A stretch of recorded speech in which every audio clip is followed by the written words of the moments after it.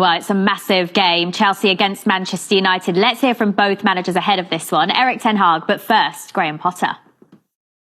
I have a huge respect for Ten Hag and the job that he's done in his career and the quality as a coach. You can see that people adapt and people adjust as they go into the competition phase. So I think they've done well. They've obviously not a great start from their perspective, but they've battled back and they're getting points and they're playing well. So it's going to be a tough game.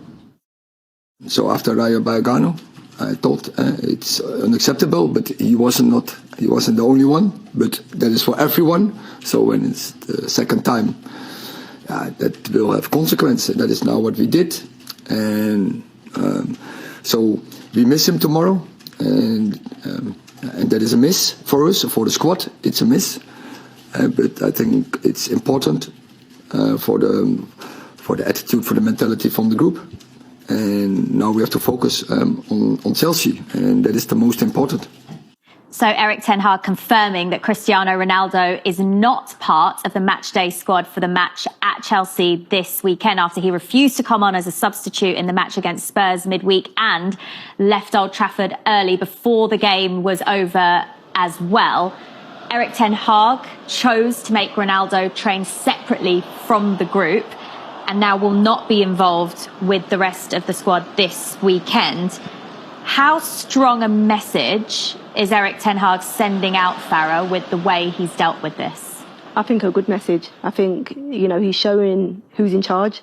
I think if he didn't deal with this issue, as he mentioned there, it's happened in pre-season and a few players did it and they let it go under the carpet. They spoke about it. But to do it again in a game, as obvious as that, I think, for Ronaldo, it's poor judgment. I think his decision-making in terms of doing that and not wanting to come on and help your team who, against the Tottenham team, it's probably their best game of the season. So you should want to be a part of that. He's turned a very good Man United performance and he's switched the focus onto himself. Really selfish of him. I think he's showing who's in charge. And I think in terms of the younger players, if you can do it to somebody of Ronaldo's status, then you can do it with anyone. And so I think the fact that he's done that to Ronaldo, these younger players will know there's a way of dealing with things, and it's not in the way that Ronaldo showed against Tottenham in midweek. Could this be the start of winning around a huge fan base at Manchester United, who some maybe weren't sure as of yet of what Erik ten Hag was going to achieve at the club, but after their best performance of the season against Tottenham in that win midweek, and then a strong message being sent out like this now, could this be the start of the turnaround? Yeah, it should help. The thing with Ronaldo is he's always going to have fans. And like in football in this day and age, it's not necessarily fans of the club. Ronaldo will have picked up fans from Real Madrid and Juventus and kind of followed him to United, and they're always going to follow Ronaldo and back him regardless. But that's the interesting thing. Like, football is so kind of public relations facing and so obvious. If Ronaldo had just kept his head down and been annoyed, there could be stories in the papers about Ronaldo's not being professional or whatever, and you wouldn't really know whether to believe it because you think, well, it's Cristiano Ronaldo, he must be behaving properly. But then to go and do that so publicly, I think it could be a real benefit for Ten Hag. Like Farah was saying, for the young players, it sets an example. It's a bit like what happened at Arsenal with Mikel Arteta, with Aubameyang. It was almost like he was looking for somebody to make an example of, and I think Jose Mourinho does that sometimes unfairly. When he goes into clubs, he makes example of players, so everybody knows they've got to fall into line.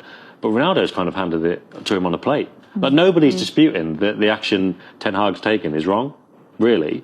And the only way you can maybe pick fault in it is say, he should just ban him for longer. I think what's because he's saying after this game he'll be back in, but I don't know if he should be. I think what's disappointing with Ronaldo is that he stands for being that role model to help and set examples for these young players, and he speaks about having done that throughout his career, because as a young player coming in at Man United, that's what he did. The older players, more experienced, he'd listen to. But these are bad examples. Since coming back to Man United, when things haven't gone his way, he spat his dummy out. I think he's acted really immaturely at Man United since his return, and I haven't for 1 minute he set a good example since his return to Man United for some of these youngsters. Even on the pitch, you could see when Sancho and Rashford were playing alongside him. Not petrified is probably the wrong word, but they were so intimidated playing in and around him if they didn't give him the correct pass. And so I didn't think that he's actually, since his return, has been a good role model for these younger players, even though publicly he tries to say that's what he wants to do. What does it suggest about Ronaldo's future at Manchester United? Can we expect him to leave the club in January if he's allowed to? Well, I mean, he's obviously trying to engineer it as much as possible. I think he wanted to go in the summer. Certain people at United didn't want that to happen because, you know, of everything he brings off the pitch, and you could still argue on the pitch if they played like they did last season because he scored goals. They didn't want that to happen. I think I was only on this show 2 weeks ago with Tim Sherwood, and I was like, I think Ten Hag would have got rid of him in the summer, but it wasn't really his decision. So it just depends now if those people at United are still saying, it's Ronaldo, we've got to keep this guy, or if things like this are going to say, he's got to go. I suppose it depends, because it really is unbelievable. Because from my point of view in the media, it's great having Farrow on, because Farrow can explain so many things that we don't understand as people who haven't played football. But in the media, I could sit here and say, oh, Ronaldo's done this, and he's done this, and he's done this. But nothing's official, and nobody sitting at home is going to know for a fact if I'm telling the truth or not. Or I could even be wrong, because, you know, the sourcing or whatever. But the mad thing is, this is all played out publicly. Ronaldo did that, knowing how it would go down, trying to kind of force his way out. So if he does come back in, what next? You know, if United play really well, and again, I think the catalyst for it was United playing so well against Spurs, possibly thought, I can't believe they're doing this without me, I can't handle it, I'm off. If the United do keep on playing well and there's no place for him, well, it sounds very dramatic, but what steps would he take next to force him out? And then at what point would United say, okay, yeah, he needs to go? The other element is, where does he go? Yeah. Well, it's fascinating to see how this is all going to unfold, and a bit of a shame, as you say, that this story has overshadowed what was an excellent performance by Manchester United midweek, which now carries them into this Chelsea game. And Chelsea are in very good form themselves, Farah, unbeaten under Graham Potter so far. What do you expect the game to be like? Difficult with Graham Potter to know what team he's going to put out, what formation he's going to go with, because I think he's tinkered a little bit since coming in from Brighton. He's certainly, the opening game in the Champions League wasn't great, and then he's gone on from there. But he does tend to rotate the team quite often. 5 or 6 players tend to come out. He flips from a back 4 in the Premier League to 5 in the Champions League. So it'll be interesting. What I like about him is defensively, Chelsea are conceding less goals. How much is that is down to Kepa? Yeah, I think he's been impressive. Kepa, I mean, coming in and changing your number one straight away, which is what he did. He gave Mendy a chance. He was in bad form when Potter came in, but Kepa's been phenomenal. I mean, for somebody that was wrote off by many, as a young goalkeeper, to then come back in and have the performances he's done, and and it was in all of the games played. He's had to save Chelsea in big moments. He's pulled off some really, really big saves. So he's certainly been important to this team. And especially, as I said there, when Chelsea are changing that back line from a 4 to a 5, sometimes if you have a constant keeper and somebody that's in form who you can trust behind you, I think gives those players that come in the confidence. But I'm excited by Potter being at Chelsea and what he can bring. I was excited when I watched him with the Brighton team. He's now got arguably better calibre of players to work with. Hence why we're seeing, the crazy formation changes and tactical changes, because he's such a good coach. And Mount has been flourishing under Graham Potter as well. He's the only outfield player to have started every single game under the new manager, and he's set to make his 100th Chelsea appearance if he starts this game, which you'd expect him to, barring any injuries or anything happening. How much do you think his improvement this season is down to the fact that Graham Potter's clearly made him his main man?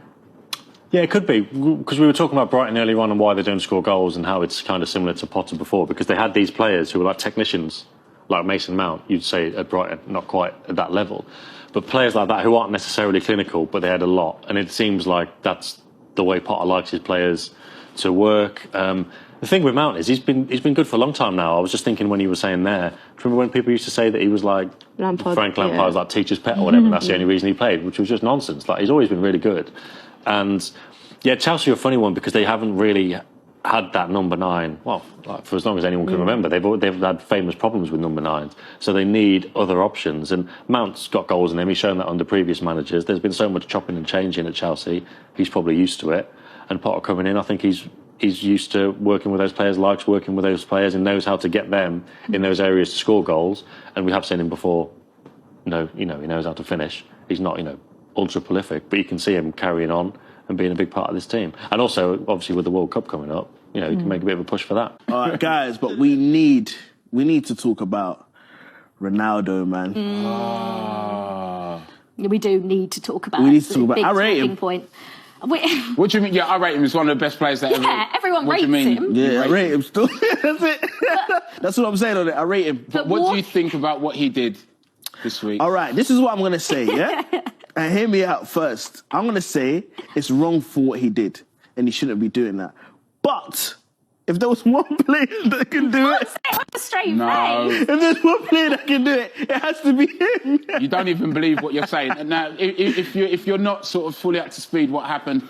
Manchester United played Tottenham in the week, and before the final whistle went, apparently Ronaldo refused to join the game late, and before the final whistle went, Ronaldo left.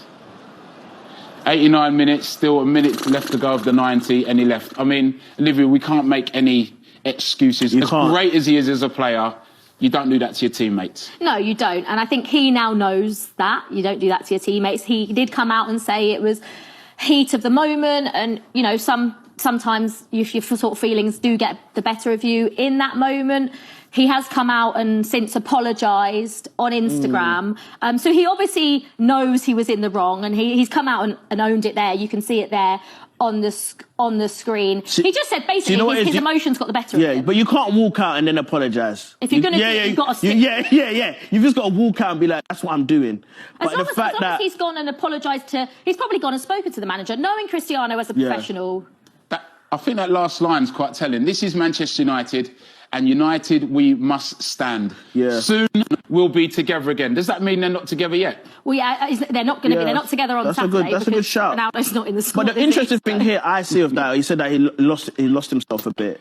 Because we look at him as Ronaldo and such a great player and such a professional, we don't realise sometimes that he's actually human. Agreed. And the frustration takes over us sometimes, and no matter who we are, no matter how accomplished we are. So it's good to see that he's a human at the end of the day. And I know you're human, so when I beat you in a quiz later, you're not going to cry on air. You're not walking upset. If you beat me today, you'll never see me here again. But yeah, Cristiano Ronaldo. I think he's learned his lesson now, and we're not going to see him in the squad for the Chelsea game, but I'm sure we will see him the week after that. I'm sure after that it'll all be done.